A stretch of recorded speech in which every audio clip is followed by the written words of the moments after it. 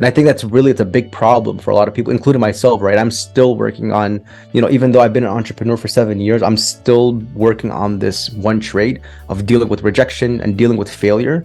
It's a very difficult thing to do, but I think that if you overcome that, then in my opinion, the wealth is unlimited, because we are our biggest obstacles to building wealth. Like, we all have this ego or this part of us that's like, maybe it's too much money, maybe it's too much risk. Again, this is not conscious. On a conscious level, we'll say like, no way, there's no such thing as too much money or too much opportunity. But deep down in our subconscious, I think that there's some roots that we have to kind of unplug and replace in order to reach wealth and to get to those abundant levels of life.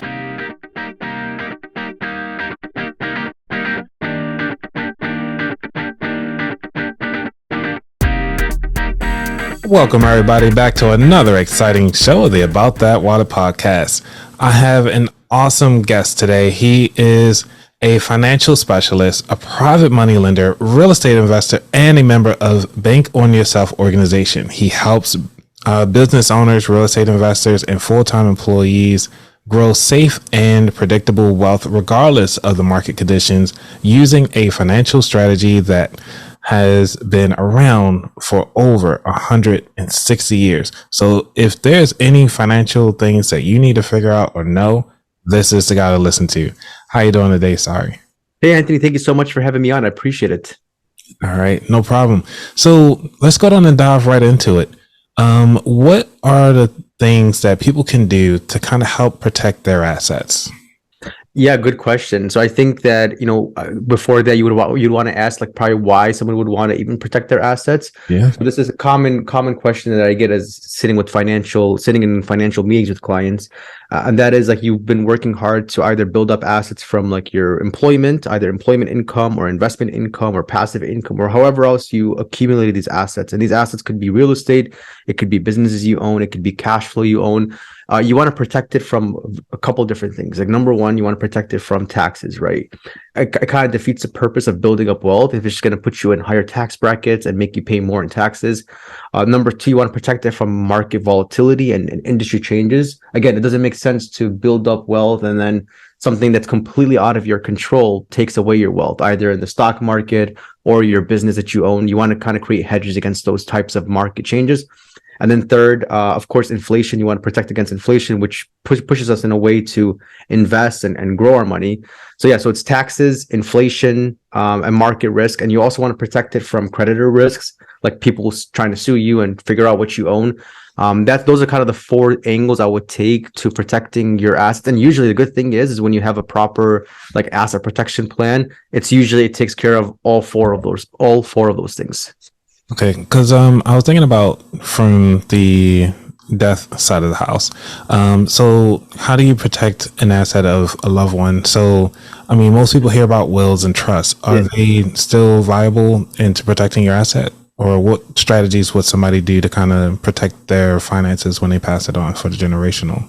Yeah, absolutely, for sure. Wills and trusts, because a will like outlines where things goes. It's like a clear path on where things go. And then a trust is kind of like an artificial entity. It takes it out of your personal name. So that means, what happens is people have to pay like estate taxes and they have to pay like gift taxes. So when you have it like properly structured in a trust, it's very complex, and I'm not an attorney. This is something that you want to talk to your attorney about, but like general high level, when you have things in a trust, it typically helps mitigate taxes and it helps asset protection after you pass away, because that's still possible, right? It's not like once you pass away, that's it, nobody could sue you. No, people could still come after your estate. So this is where trusts come in. It's typically for asset protection and typically to mitigate taxes. Because again, like, what's the point of like you accumulate like $10 million, in assets and cash, and then you pass away, and then by the time it goes to your beneficiaries, like your kids, it's like half of it is gone in like taxes and like fees and things like that. It kind of defeats the purpose of building up that much wealth. So when you have like vehicles like life insurance and trusts and wills, it just makes it more efficient. Your family end up keeping more of that. Yeah. So dealing with that and understanding with that definition in the background, what kind of separates you? Like, why should somebody come to you instead of anybody else? Yeah, I mean, it's it's a relationship business, right? One thing about us, so the company is called Financial Asset Protection. One thing about us is we're independent, it's like an independent brokerage. So we're not confined to like one company or one product. We could really help the client in like any scenario, whether it's like real estate investing or life insurance or using the bank on yourself concept. We could really kind of help the client in any way that they need to, and ultimately what they want to do, right? So like when we work with clients, the first thing we do is we do a financial analysis meeting. This gives us an idea of who the client is, their net worth, their annual income, and what do they want to achieve. Like, do they want to get out of debt? Do they want to transition from their full-time job into starting their own business? Do they want to plan for retirement? Are they planning are they doing estate planning? We want to understand like who they are and where they're going, what do they want to accomplish financially. And then after that meeting, we would have like a personalized solution meeting. And in the personalized solution meeting, we would talk about like based off the financial analysis meeting, like the relevant solution for them. And this is something I think that a lot of financial advisors do this. They have to do this, right? They have to understand who the client is, but I think it's kind of like overlooked. Sometimes advisors might do that. They might do the analysis and the solution in the same meeting. Like they'll sit with the client, they'll ask like 10 questions, and then like, okay, this is a solution I recommend for you. And I think that's kind of too fast, right? It's not a proper diagnosis. Like it has to be like it, like when I go through an hour meeting with clients, and then after that hour, I usually schedule like 1 or 2 weeks out for the second appointment. So that way I have time to go through the calculations and run the numbers and everything to make sure that it makes sense for them. And it's gonna like most importantly, it's relevant for them, right? Because a lot of people too are focused on like a product. Like, oh, I want this thing. Like, what is this thing called? You know, they're so focused on the title of something, and they hear other people have it, and it's kind of like this, like over the counter mentality where it's already prepared and it's ready for them. And I think that's kind of the wrong approach to take. You want it to be relevant to you. You want it to be custom tailored to you, and you want it to most importantly help you like actually get to your goals. Nice. And so, what got you into this in the first place? Yeah, good question. So I started my career in financial services 7 years ago, and I noticed myself like I had got into the industry first because of my like passion for finance and financial services. But I realized that it's like 90% of the work is dealing with people. It's 10% math and numbers and things like that. 90% of it is dealing with people. And I noticed that like I like dealing with people more. I like doing podcasts like this. We have our own podcast where I interview people. So I like doing more of the speaking to people part and listening and identifying like how people feel about certain situations, how they feel about their future, how they feel about their money. And I wanted to address those things. I wanted to help people from that perspective. So that's why I pursued the career. I'm pursuing a career right now in financial services, have a company called Financial Asset Protection. And this is exactly what we do. We help people in all types of situations. So you don't have to be wealthy to reach out to us. You could be in any situation, any goals you have. We could work with you. We could coach you to reach your goals. Yeah, because being of different ethnicities inside of America, we always have these traumas of finances, and we usually left out of those conversations. How were you able to tap into that conversation to now have that open conversation with like your parents and your friends and so forth? Yeah, I mean that's a good question, a good observation. It's definitely it's required amongst all people, and I think that there's definitely a big spread. There's a big gap between like income levels of people in the United States and who has access to professional help, right? So typically the top wealthy people have access to financial advisors, accountants, lawyers, bankers, readily available, willing to work with them. And then people who are still building up their lives, still coming out of like lower income communities, they can't even get the attention of a financial advisor or accountant or attorney, because the professional is going to look at it as like, is it even worth my time if this person doesn't even have enough money to pay me, $300 or $500 an hour? And I'm trying to kind of cut that gap, and create a bridge. So that way we could help anybody regardless of their financial situation, because I think that there's a lot that goes into it, and it's not fair, really. It's not fair that if somebody doesn't have the money, they can't even get the information. The information will get you to the money. Right. And if you can't even get the information or the money, it's kind of like it's a trap, right? So there's a lot of, luckily, in the year 2022, there's a lot of information out there. There's free podcasts, free books, free ebooks. Even on like Kindle and Amazon, books are like $5 or $6. That could change your life about financial planning and building a business and building up money and wealth. So yeah, that's kind of the good thing about our time period right now is information is super readily available. You don't have to know people to get access to the information. And there are also a lot of people that do similar work to us that are willing to work with people to help them reach their goals on a long-term projection. Yeah. As long as the person, I think mindset nowadays is far more important than just having like wealth or having money. It's mindset. It's the ability to kind of think beyond your parameters and what you're currently into, and think beyond that, think abundantly, and kind of think of what you haven't even seen yet. Right. And so the show focuses on the mindset, but more than likely the habits that we actually take. What are those actions that we can take to get to those different levels? Now, you mentioned some of the podcasts and so forth, but what are some books that you actually recommend to your clients? Like, so you do give them that 2 weeks or so to be out, but what are the tools or something that somebody could take in that meantime to kind of study up on and get abreast to change or make a change in their habits to be successful in their finances? Yeah, good question. So I recommend a couple books, right? So Becoming Your Own Banker by Nelson Nash. That book is kind of one of our roots of our financial plans that we help clients with, right? It's a book about how you can become your own banker, how you can skip banks, how you can become your own source of financing. So that's a really important book when it comes to building wealth. And then also I really like, I'm also a fan of like mindset. I think I like to look deeper into the mindsets of people and building wealth more than just the strategy, right? The strategy is like the last step, but before that we have like 100 other steps we need to take care of, and that's typically mindset and relevant to psychology.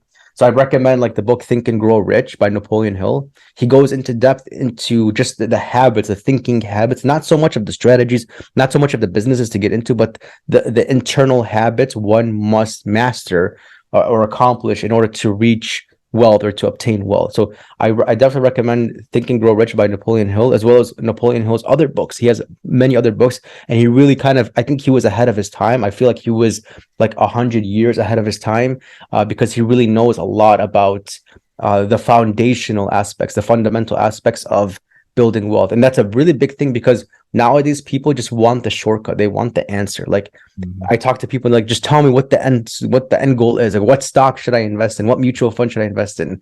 And it's like, there's so much more before that we have to get to, that we have to accomplish, so that way you have a stable foundation. Yeah. So let's get on to the third segment here. Like, what skills or habits that you feel that you need to take yourself to the next level? Yeah, to take things to the next level, I think it's really like dealing with rejection, right? I think it's a big one, because if you avoid rejection, then you avoid opportunities, and vice versa. If you're seeking rejection and you're asking a lot of questions, you're actively pursuing opportunities and pursuing different situations, you come across more opportunities. So they kind of go hand in hand, and I think that that's a skill in of itself, right? Dealing with rejection. I think our egos get in the way of like, you're about to pursue something, right? Like you're about to start a business, and you go, you know what? Your subconscious might say like, it's too big of a business. It's too big of a risk. There's too much liability involved. And then you avoid that. And then what that really means is you're avoiding failure. And I think it's a big problem for a lot of people, including myself, right? I'm still working on, even though I've been an entrepreneur for 7 years, I'm still working on this one trait of dealing with rejection and dealing with failure. It's a very difficult thing to do, but I think that if you overcome that, then in my opinion, the wealth is unlimited, because we are our biggest obstacles to building wealth. Like we all have this ego or this part of us that's like, you know what, maybe it's too much money, maybe it's too much risk. Again, this is not conscious. On a conscious level, we'll say like, no way, there's no such thing as too much money or too much opportunity. But deep down in our subconscious, I think that there's some roots that we have to kind of unplug and replace in order to reach wealth and to get to those abundant levels of life. Definitely. So you ready for the final 4 questions? Yeah. All right.